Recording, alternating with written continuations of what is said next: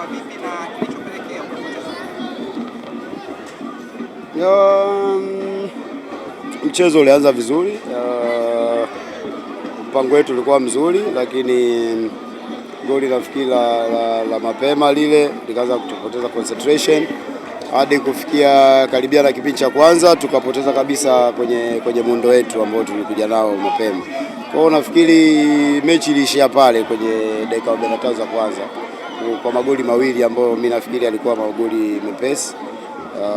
Kipindi cha pili tukajaribu kufanya mabadiliko na kuangalia njia mbili tatu, naona mchezo tulibalance, hata timu ilikuwa inaweza kutoka angalau kuwa na harufu ya kuweza hata kupata goli.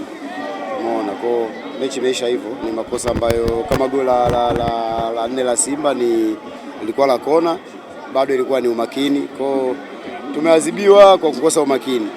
Lakini ile shape ambayo tulikuwa tumekuja nayo nafikiri inaenda vizuri. Kile ambacho ulikifanya kipindi cha pili mpaka mkaweza kuwa contain Simba. Nafikiri tuambie wachezaji tuendelee kwenye ile shape ambayo tulikuwa nao, lakini tuna uwezo na sio wa kutoka. Tujaribu ili tusiwakaribishe sana golini kwetu.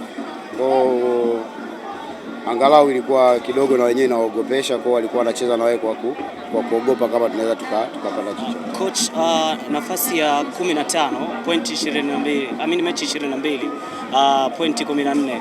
Uone kabisa adhabu ya kwenda kushuka daraja inakuja kwenu?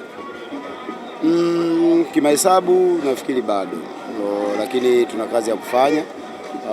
Kwa sasa inatakiwa at least kama labda mechi ya nyumbani ndio tukipata matokeo tunaweza tukaendelea kufufua matumaini yetu, lakini tukiendelea kupoteza kama hivi ndani ya mechi 2-3, ina maana tayari tutakuwa hesabu zitaanza kukataa. Lakini ukiangalia sasa hivi mechi zilizopo na watu ambao wako juu yetu, mkipata mechi 2, mechi 3 mnaanza kuingia kucheza kwenye playoff. Kwa bado kimahesabu nafikiri bado tuko salama, lakini nikiri tu tuna kazi ngumu ya kufanya hadi tufikie hayo malengo.